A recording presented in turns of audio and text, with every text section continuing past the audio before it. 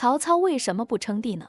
东汉末年分三国，群雄逐鹿中原，风云跌宕。当时汉室衰微，战火连绵，民生凋敝，魏蜀吴三大政权鼎足而立。在这样的大争之势，将相云集，可是论话题热度榜首的人物，当曹操、曹孟德莫属。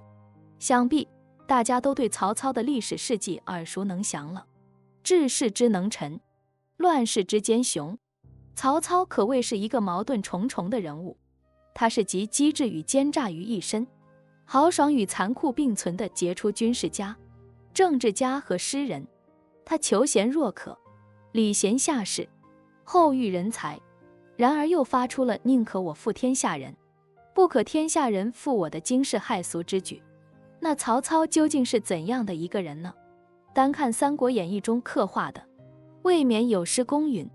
因为在这本书中有典型的捧刘贬曹的情况，那么本集我就为什么曹操不称帝这件事来和大家说说。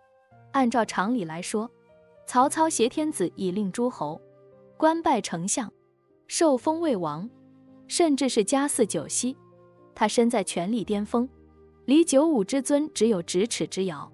可是为什么他却迟迟的不迈进这一步呢？这第一点是曹操虽然为人杀伐果断，但是他极爱惜自己的名声，他不想背负着这个窃国的乱臣贼子的骂名，遗臭万年。这其二呢，就是汉室虽然是名存实亡，但是汉献帝仍然端坐于高堂，若是看不清内外形势，不仅仅是千夫所指，更有群起而攻之的风险。毕竟曹操的势力和根基都在北方，无论是东吴的孙权还是西蜀的刘备，都是虎视眈眈，不到万事俱备的绝佳时机，是不可以轻举妄动的。因为在当时牵一发而动全身，搞不好的话，很可能会辛辛苦苦几十年，一夜回到解放前了，那岂不是得不偿失吗？何苦又何必呢？曹操是一个懂得审时度势、权衡利弊、有长远格局和眼光的人，他不会为了图一时之快而毁一生之功。